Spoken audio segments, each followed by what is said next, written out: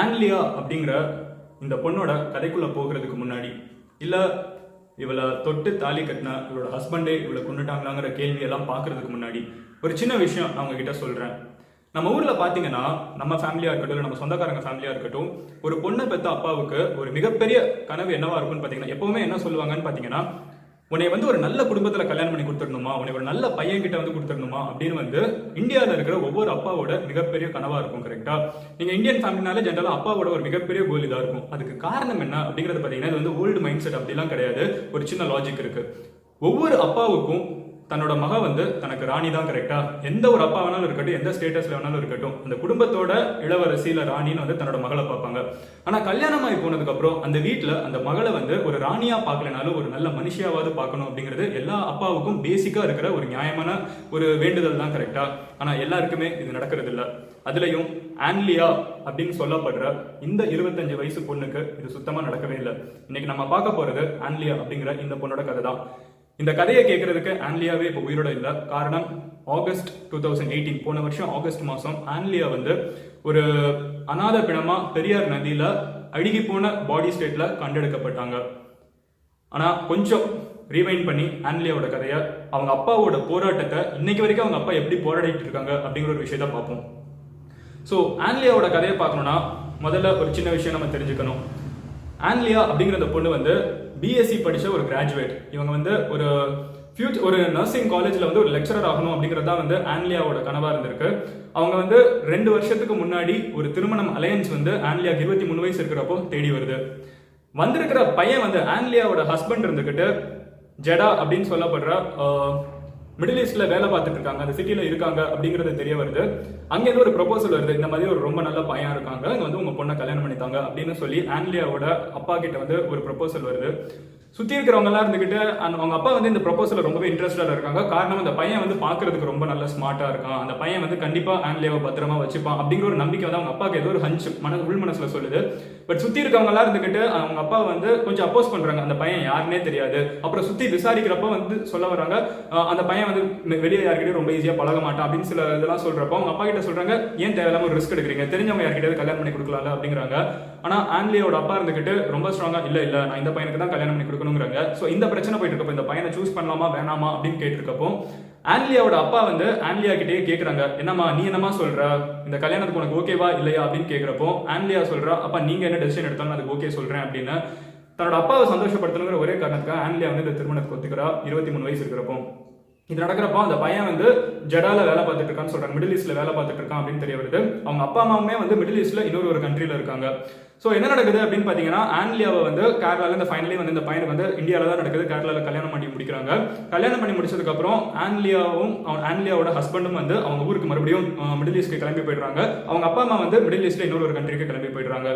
இப்படி போனதுக்கு அப்புறம் என்னதுன்னு பாத்தீங்கன்னா, ஆன்லியா அப்படிங்கிறது நான் நடந்த விஷயங்கள் அப்படியே சொல்றேன். அதுக்கப்புறம் என்னதுன்னு பாத்தீங்கன்னா, அவங்க அப்பாவுக்கு அப்பப்போ கால்ஸ் வருது அவங்க ஹஸ்பண்ட் கிட்ட, ஆன்லியாவோட ஹஸ்பண்ட் கிட்ட, நான் ஒரு கட்டில் வாங்கணும், கொஞ்சம் காசு போட்டு விடுங்க, இல்ல அது வாங்கணும் இது வாங்கணும், காசு போட்டு விடுங்க அப்படிங்கிற கால்ஸ் கொஞ்சம் கொஞ்சமா வர ஆரம்பிக்குது. அவங்க அப்பா எந்த கேள்வியுமே கேட்காம, எல்லா பொண்ணை பெற்ற அப்பாவுக்கும் இருக்கிற நார்மலான பிரச்சனை, ஒரு கேள்வி மாப்பிள்ளை எதிர்த்து கேட்க முடியாது, எல்லாம் கொடுத்துக்கிட்டே இருக்காங்க, என்ன கேட்டாலும் கொடுத்துக்கிட்டே இருக்காங்க. நாளாக என்ன ஆகுது அப்படின்னு பாத்தீங்கன்னா, இதெல்லாம் முடிஞ்சதுக்கு அப்புறம் ஆன்லியா அப்படிங்கிற இந்த பொண்ணு இருந்துகிட்டு கொஞ்சம் கொஞ்சமா அவங்க அப்பா கிட்ட பிரச்சனைகள் வருது அப்படிங்கறத சொல்ல ஆரம்பிச்சிருக்காங்க. என்னென்ன பிரச்சனைகள் வந்திருக்கு அப்படிங்கறத பாத்தீங்கன்னா, ஆன்லியாவோட ஹஸ்பண்ட் அவங்க வேலை பார்த்துட்டு இருந்த ஜெடால அவங்களுக்கு வேலை போயிடுச்சுன்னு தெரிய வருது. காரணம், அவங்க ஹஸ்பண்ட் ப்ரொடியூஸ் பண்ணது ஃபேக்கான சர்டிபிகேட். அவங்க வேலை பார்த்துட்டு இருந்த இடத்துல ஃபேக் சர்டிபிகேட் காமிச்சு தான் வேலை வாங்கியிருக்காங்க அப்படின்னு தெரியுது. ஸோ அதனால அவங்க வேலை பார்த்துட்டு இருந்த கம்பெனில இருந்து அவங்களை ஃபயர் பண்ணிட்டாங்க அப்படின்னு தெரிய வருது. இதுக்கப்புறம் என்ன ஆகுது அப்படிங்கிறது பாத்தீங்கன்னா, ஆன்லியாவோட ஹஸ்பண்டுக்கும் ஆன்லியாவுக்கும் அடிக்கடி வர பிரச்சனை அவங்க ஃபேமிலியிலே ஒருத்தவங்க கூட ஒரு அஃபேர் இருக்கு அப்படிங்கிற மாதிரி ஒரு டாக் அப்பா வரதுனால அவங்களுக்குள்ள இன்னொரு பிரச்சனை வந்துகிட்டே இருக்குது. இதெல்லாம் போனதுக்கு அப்புறம் என்ன ஆகுதுன்னு பாத்தீங்கன்னா, ஆன்லியாவோட அவங்க ஹஸ்பண்ட் இருந்துகிட்டு அவளை ட்ரீட் பண்ற விதம், ரொம்பவே தனிமைப்படுத்தி வச்சுக்கிறது, ஒழுங்கா பேசாம நைட்டு ஃபுல்லா முழிச்சு உட்கார வச்சுட்டு இருக்கிறது, இதெல்லாம் கொஞ்சம் கொஞ்சமா பிரச்சனையா போயிட்டு இருக்கு. சைலண்ட் டார்ச்சர் அப்படிம்பாங்கல்ல, அந்த மாதிரி போயிட்டு இருக்குன்னு சொல்றாங்க. ஆன்லியா அவங்க அப்பா கிட்ட அப்பா கம்ப்ளைண்ட் பண்ணிட்டு இருக்காங்க. இதெல்லாம் நடந்துட்டு என்னதுன்னு பாத்தீங்கன்னா, ஆன்லியா கொஞ்ச நாளே பிரெக்னென்ட் ஆகுறா அப்படின்னு தெரிய வருது. சோ அங்க ஹஸ்பண்டுக்கும் வேலை இல்ல, ஆன்லியா பிரெக்னென்ட் ஆயிட்டா அப்படின்னு தெரிஞ்சு வந்ததுக்கு அப்புறம் இதை அவங்க அப்பா கிட்ட வேற சொல்ல விடல. இதெல்லாம் நடந்துட்டு இருக்கப்ப வந்து ஆன்லியாவோட அப்பா வந்து ஃபைனலி சொல்றாங்க, சரிம்மா இவ்வளவு பிரச்சனை போயிட்டு இருக்குன்னு சொல்ற, நீ வந்து ஹஸ்பண்ட் வந்து அப்பப்போ சண்டை போடுறாங்கன்னு சொல்ற, நாங்க வந்து அங்க வரோம் அப்படிங்கறத சொல்றாங்க. அப்போதான் ஆன்லியாவோட ஹஸ்பண்ட் சொல்றான், இல்ல நீங்க இங்க வந்தீங்கன்னா வந்து எனக்கு ஆல்ரெடி வந்து ஃபேக் சர்டிபிகேட் காமிச்சு ஒரு பெரிய பிரச்சனையா இருக்குது, போலீஸ் வந்து அப்புறம் என்ன வந்து நாங்க ஃபேக் சர்டிபிகேட் காமிச்சு வந்திருக்கேன், போலீஸ் வரைக்கும் தெரிஞ்சிச்சுன்னா வந்து என்னை அரெஸ்ட் பண்ணிடுவாங்க, நான் வந்து இந்தியாவுக்கு கிளம்பி போறேன் அப்படின்னு சொல்றாங்க. இது சொன்னதுக்கு அப்புறம் அவங்க அப்பா இருந்துகிட்டு சரி ஃபைன் அப்படின்னு சொல்லி அவங்க பொண்ணு கிட்ட கேட்கறாங்க. பொண்ணு சொல்றாங்க, இல்லப்பா குழந்தை பிறந்துருச்சுன்னா மேபி எல்லாம் மாறிடும் அப்படின்னு சொல்லிட்டு அவங்க இந்தியாவுக்கு நம்பிக்கையோட ஆன்லியாவும் அவரோட ஹஸ்பண்ட் கூட கிளம்பி இந்தியாவுக்கு வராங்க அவங்களோட மாமியார் வீட்டுக்கு. மாமியார் வீட்டுக்கு வந்ததுக்கு அப்புறம் தான் மீதி கதைகள் இன்னும் ரொம்ப கஷ்டமாகுது அப்படின்னு சொல்றாங்க. அவங்க மாமியாரா இருக்கட்டும் ஹஸ்பண்டா இருக்கட்டும் ரெண்டு பேருமே வந்து அவளை ரொம்ப கொடுமைப்படுத்துற மாதிரி ஆன்லியா வந்து சொல்றாங்க. இதெல்லாம் லேட்டரா தான் தெரிய வருது. இதுக்கப்புறம் என்ன ஆகுது அப்படிங்கறத நடந்த கோர்வையான இன்சிடென்ட் மட்டும் சொல்றேன். அதுக்கப்புறம் என்ன ஆகுதுன்னு பாத்தீங்கன்னா, ஒரு நாள் ஆன்லியா வந்து சொல்றா குழந்தை பிறகுது. குழந்தை வந்து கொஞ்சம் மாசம் கழிச்சு ஆன்லியா சொல்றா, திருமணத்துக்கு முன்னாடியே சொல்லியிருந்தாங்க நான் வந்து ஃபர்தரா படிக்க போகணும், நான் எம்எஸ்சி படிக்கணும் அப்படிங்கிற ஒரு ஆசை வந்து ஆன்லியாவுக்கு இருந்திருக்கு. அவங்க அப்பா கிட்ட ஆல்ரெடி சொல்லியிருந்தாங்க. அவங்க அப்பா இருந்துக்கிட்டு நான் படிக்க வைக்கிறேன் அப்படிங்கிறதையும் சொல்றாங்க. ஸோ ஆன்லியாவை வந்து ஃபைனலி பெங்களூர்ல ஒரு இடத்துல தங்க வச்சு நீ போய் ஃபர்தரா படி அப்படின்னு சொல்றாங்க. ஒரு அம்மா, இப்போ ஒரு 8 மாச குழந்தையோட அம்மா வந்து பெங்களூர்ல போய் படிச்சுட்டு இருக்காங்க. குழந்தை வந்து வீட்டுல கேரளால இருக்குது. பட் ஆன்லியா வந்து எப்பப்போ தன்னோட குழந்தைகிட்ட ஃபோன் பண்ணி பேசணும்னு ஆசைப்பட்டா கூட தன்னோட ஹஸ்பண்டும் தன்னோட மாமியாரும் வந்து குழந்தைகிட்ட கூட போனை கொடுக்காம இல்ல குழந்தைய பார்க்க விடாம மறைச்சு வச்சுக்கிட்டே இருக்காங்கன்னு தெரியுது. இது ரொம்பவே வந்து ஆன்லியா ஒரு அம்மாவா ஆன்லியா வந்து ரொம்பவே பாதிக்குது. அவங்க அப்பா கிட்ட வந்து ஃபோன் பண்ணி சொல்றாங்க. அதுக்கப்புறம் அவங்க அப்பா சொல்றாங்க, நீ ஃபைனலி அங்க போய் பாரு, நீ வீட்லயே போய் நேர்ல போய் பாரு அப்படின்னு சொல்றாங்க. இப்போ தான் ஒரு ஃபேட்ஃபுல் ஜேர்னி ஆரம்பிக்குது அப்படின்னு சொல்லலாம். ஆகஸ்ட் மாசம் 2018 வந்து ஆன்லியா தன்னோட மகளை பார்க்கறதுக்கு பெங்களூர்ல இருந்து கிளம்பி எல்லா பிரச்சனையும் தாண்டி பெங்களூர்ல இருந்து கிளம்பி அவங்க வந்து அங்க கேரளா போறாங்க. கேரளா போனதுக்கு அப்புறம் அந்த பர்டிகுலர் வீட்டுக்குள்ள போகலாம் அப்படின்னு யோசிக்கிறப்ப தான் வந்து அங்க இருக்கிற ஃபேமிலி சிச்சுவேஷன் ரொம்பவே மோசமா இருக்குது, இங்க இதுக்கு மேல இருந்தேன்னா என்ன கொன்றுவாங்க அப்படிங்கிற பயம் எனக்கு இருக்கு அப்படின்னு சொல்லி ஆன்லியா வந்து தன்னோட தம்பிக்கு வந்து மெசேஜ் அனுப்ப ஆரம்பிக்கிறாங்க. ஆன்லியாவோட தம்பி இருந்துகிட்டு இந்த வாட்ஸ்அப்ல மெசேஜ், ஆன்லியாவோட தம்பி வந்து கோயம்புத்தூர்ல இருக்காங்க. இந்த மெசேஜ் எல்லாம் பார்த்துட்டு சரி எனக்கு நாளைக்கு சாயங்காலம் வரைக்கும் டைம் தான், 3:30 மணிக்கு இந்த மெசேஜ் வந்து ஆன்லியாவோட தம்பிக்கு போகுது வாட்ஸ்அப்ல. நான் வந்து ரயில்வே ஸ்டேஷனுக்கே வந்துட்டேன், என்னால இந்த வீட்டுக்குள்ள இருக்க முடியல, இந்த பைத்தியம் ஆக்கிடுறாங்க, என் குழந்தைய கூட நான் பார்க்க விட மாட்டேங்கிறாங்க, நான் கிளம்பி பெங்களூர் போறேன் அப்படின்னு சொல்லி ரயில்வே ஸ்டேஷன் வந்த இந்த ஆன்லியா இருந்துகிட்டு அவங்க வந்து இதெல்லாம் வந்து அவங்களோட தம்பி கிட்ட மெசேஜ் அனுப்பிச்சிட்டே இருக்காங்க. அவங்க தம்பி சொல்றாங்க, நீ ஒன்றும் கவலைப்படாத, நீ நாளைக்கு 5:30 மணி வரைக்கும் அந்த வீட்டில் இருக்க ட்ரை பண்ண, அதுக்குள்ள ஏதாவது ஒரு பிரச்சனை வந்து நான் சால்வ் பண்ண ட்ரை பண்றேன், நான் வரேன், நான் கோயம்புத்தூர்ல இருக்காங்க, அவங்க கிளம்பி நாங்க வரேன், இல்லைன்னா அப்பா அம்மா கிட்ட சொல்றேன் ஏதாவது பண்றேன் அப்படின்னு சொல்றாங்க. ஆன்லியா சொல்றாங்க, இல்ல நான் இவங்க என்னை சாகடிச்சா கூட சாகடிச்சிடுவாங்க, நான் செத்து போயிட்டேன்னா அப்பா அம்மாவை தயவு செஞ்சு பத்திரமா பாத்துக்கோ, அண்ட் என்னோட குழந்தைய வந்து அப்பா இருந்துகிட்டு என்னை எப்படி தைரியமா வளர்த்தாங்களோ அதே மாதிரி வளர்க்கணும் அப்படிங்கறது மட்டும் சொல்லிட்டு அவங்க மெசேஜ் வந்து கொஞ்சம் நேரத்துல காணாம போயிடுது. அதுக்கப்புறம் ரிப்ளை வராம இருக்க அவங்க தம்பி பதறி போறாங்க. 1 hourல வந்து அங்க இருக்கிற போலீஸ் வந்து கேரளா போலீஸ் வந்து அவங்களோட தம்பிக்கு ஃபோன் பண்றாங்க. ஃபோன் பண்ணி ஆன்லியா அப்படிங்கிற அந்த பொண்ணு வந்து காணாம போயிட்டாங்க, உங்களுக்கு ஏதாவது தெரியுமா, சொந்தக்காரங்க கிட்ட போயிருக்காங்களான்னு கேட்கறாங்க. அப்ப அவங்க தம்பி ரொம்ப பதறி போய், இல்லங்க 1 மணி நேரத்துக்கு முன்னாடி தான் எங்களுக்கு மெசேஜ் பண்ணிட்டு இருந்தாங்க அப்படிங்கறத சொல்றாங்க. அப்பதான் இது வந்து இதெல்லாம் நடந்து முடியுது. அதுக்கப்புறம் 3 நாள் கழிச்சு ஆன்லியா அப்படிங்கிற பொண்ணு காணாம போயிட்டாங்கன்னு தெரிய வருது. 3 நாள் கழிச்சு ஆன்லியாவோட பாடி வந்து பெரியார் நதியில வந்து கண்டெடுக்கப்படுது ஒரு அழுகி போன ஒரு சிச்சுவேஷன்ல.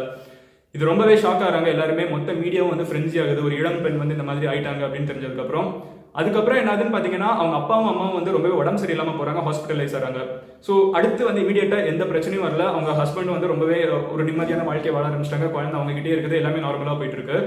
இவ்வளவு பிரச்சனை முடிஞ்சதுக்கு அப்புறம் என்ன ஆகுது அப்படின்னு பாத்தீங்கன்னா, கொஞ்ச நாளுக்கு முன்னாடி ஆன்லியாவோட வீட்டுல வந்து இருக்கிற கொச்சியில அவங்களுக்கு இருக்கிற ஒரு வீட்டுல வந்து ஒரு ஃபிளவர் வாஸ்க்குள்ள வந்து அவங்க அப்பா யதார்த்தமா வந்து ஒரு கீயை கண்டெடுக்கிறாங்க.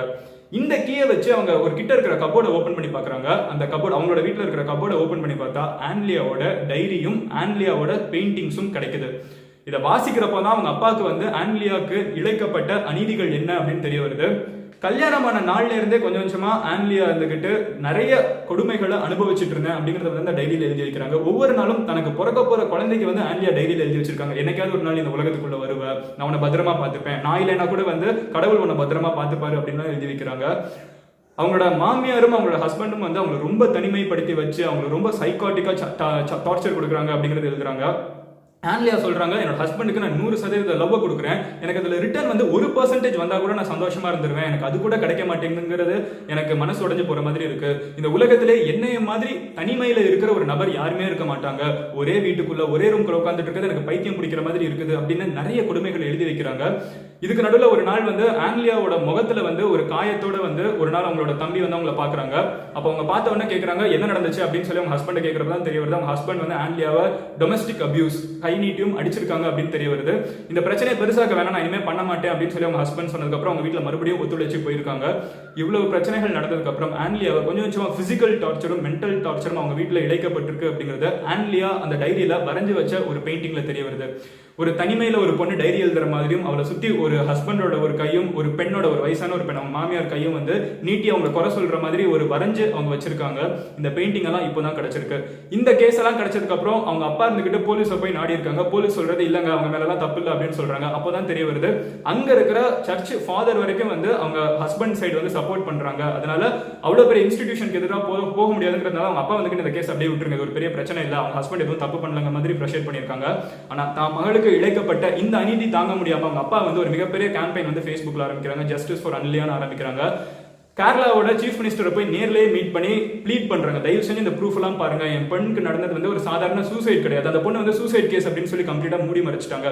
பட் அந்த பிணமா கிடைச்ச அந்த பொண்ணு வந்து சூசைட் பண்ற ஒரு பொண்ணே கிடையாது.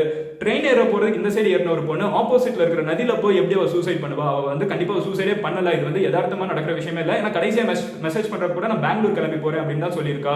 அதை தாண்டி தம்பிக்கு மெசேஜ் அனுப்புறப்ப இந்த குடும்பம் வந்து எனக்கு கொன்றும் அப்படிங்கிற பயமும் இருக்கு அப்படிங்கறத சொல்லியிருக்கா. இதெல்லாம் சொன்னதுக்கு அப்புறம் அவங்க அப்பா சொல்றது கண்டிப்பா இது நார்மலான கேஸ் கிடையாது, தயவு செஞ்சு இதை எடுத்து சீரியஸா செக் பண்ணுங்க அப்படிங்கறத சொல்றாங்க.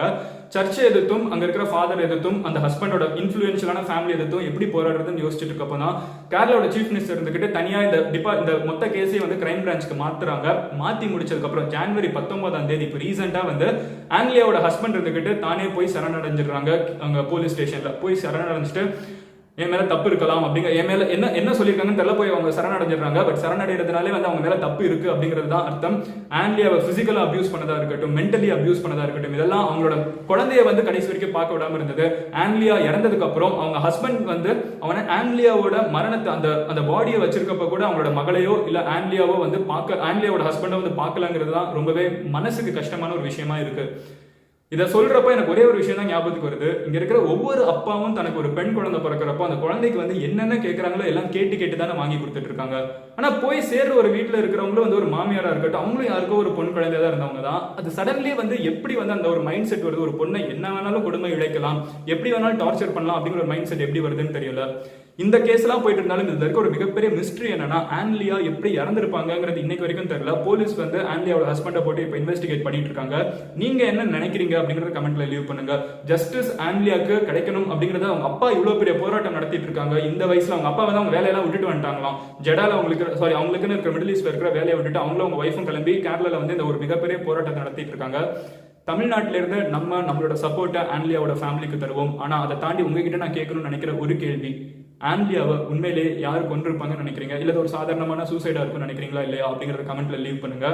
வித் லாட் ஆஃப் சேட்னஸ், என்னதான் நம்ம வந்து பெண்களுக்கு சுதந்திரம் கிடைச்சிருச்சுன்னு 2019ல சொல்லிட்டு இருந்தாலும் இந்த மாதிரி கொடுமைகள் இன்னைக்கும் பெண்களுக்கு இழைக்கப்பட்டு இருக்குன்னு நினைக்கிறப்போ, ஒவ்வொரு அரேஞ்ச் மேரேஜ் நடக்கிறப்போ, ஒவ்வொரு பொண்ணை கல்யாணம் பண்ணி கொடுக்குறப்போ ஒரு அப்பாவுக்கு எவ்வளவு மன உளைச்சல் இருக்குங்கிறது மட்டும் தான் என் கணக்குல ஓடிக்கிட்டே இருக்கு. அதை தான் உங்ககிட்ட சொல்ல நினைச்சேன்.